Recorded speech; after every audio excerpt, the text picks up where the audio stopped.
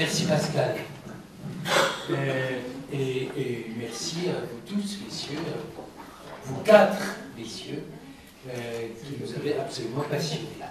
Je dois dire que ce fut une journée, comme d'habitude, extrêmement dense et d'un très haut niveau. Nous sommes passés depuis ce matin d'Abraham Avinu aux implantations.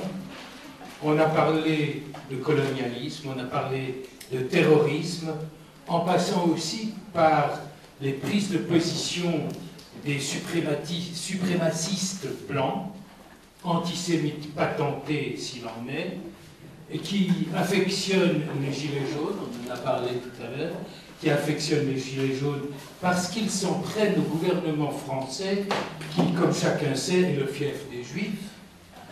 On a parlé aussi du destin mouvementé d'un journaliste argentin juif avec un petit J, par le destin d'Israël, État juif avec un J majuscule.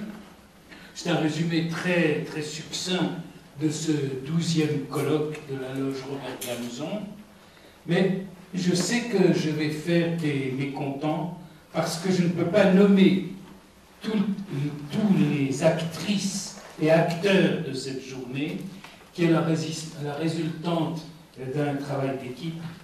Mais je ne peux pas passer sous silence ceux qu'ont réalisé sous la direction de Jacqueline Robigot, Werner Salmon, où est-il? Werner est là, Pascal est là, Pascal Sunshine, Yoel Cher, à qui nous souhaitons refoua Shlema, Suzanne Jana, bien entendu, Myriam Leroy, où est-elle Myriam? Myriam est toujours au fond, c'est vrai, Myriam.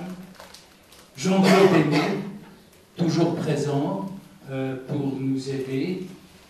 Yves Stoleru, où est-il? Il est parti, je crois. Michel Schneider, Jacques Assouline et tous les autres, je le répète, que je n'ai pas pu nommer. Alors nous vous donnons rendez-vous pour le 13e colloque, dans un an. Messieurs, réservez-vous déjà. Pascal, réserve-toi déjà pour l'année prochaine, dans grosso modo une année. Alors avant de passer la parole à Jacqueline, je voudrais vous signaler deux grands événements qui vont se dérouler au sein de notre loge. Un, le 2 juillet, nous organisons un voyage de solidarité aux confins de Gaza. On en a parlé tout à l'heure également. Nos concitoyennes et concitoyens des confins de Gaza ont besoin que nous les soutenions. Alors il y a encore de la place dans l'autobus. Ce voyage de solidarité aura lieu le mardi 2 juillet prochain pour le prix de 180 shekels. De grâce, inscrivez-vous, je vous indique le numéro de téléphone. Si je me trompe, Michel et Kim, vous me corrigez. 02 567 02 42, c'est bien ça? Exact.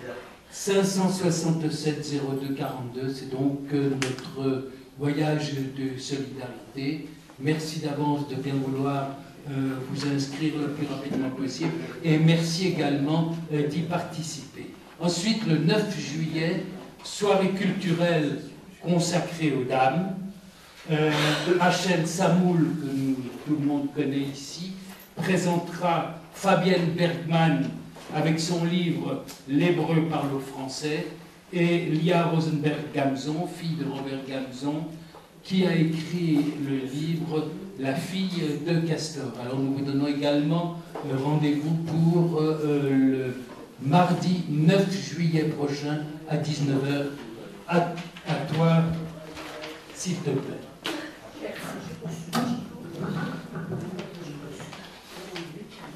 Mais juste, je voudrais faire la constatation que, d'abord, remercier notre ami Yohanan Manor qui nous a fait le plaisir et la surprise d'être parmi nous. Merci Yohanan. C'est un de nos intervenants très, disons, qui arrivent très souvent dans nos colloques, sauf celui-ci. C'est grâce à Meir. Bon, je voudrais dire que ce 12e colloque dans le cadre de la commission Al-Bara a répondu exactement aux questions que nous nous posions et que nous allons quand même continuer à nous poser malgré les éclaircissements que vous avez bien voulu nous donner. Et il y a une question quand même que je voudrais vous poser avant de vous remettre le fascicule de tous nos colloques. J'ai lu dans les statistiques une étude qui se base sur plusieurs critères, notamment les votes au sein des institutions européennes ou internationales et les déclarations officielles. À savoir, les résultats indiquent une nette césure entre l'Europe centrale et orientale d'un côté, l'Europe occidentale ainsi que scandinave de l'autre. Dans le groupe des pays les plus favorables à Israël, c'était le but un petit peu de notre discussion, et vous avez très bien répondu, mais ça c'est les statistiques, et ils disent que les pays les plus favorables à Israël se trouvent la Hongrie, l'Autriche, la Roumanie, la Tchéquie, la Slovaquie, la Pologne, la Croatie, l'Estonie, la Lituanie, la Lettonie, la Bulgarie, la Grèce et Chypre. Un autre groupe de pays est considéré comme ayant une politique équilibrée. Il s'agit de la Grande-Bretagne, de l'Allemagne, des Pays-Bas et de l'Italie.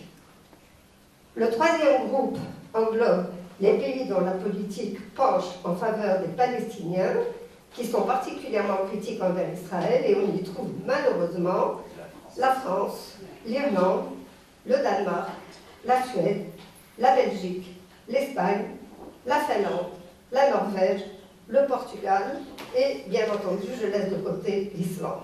Voilà, c'était juste une constatation qui a été faite par rapport au thème de ce colloque, et vous avez répondu chacun à votre façon, et merci. Si tout le monde n'était pas d'accord, c'était le but, et c'est le but de nos colloques. Voilà, je vous remercie beaucoup, et c'est vrai que nous allons aborder le 13e colloque l'année prochaine à l'Évail. C'est l'année de la bar mitzvah de nos colloques, donc nous essaierons de faire encore mieux si possible. Je voudrais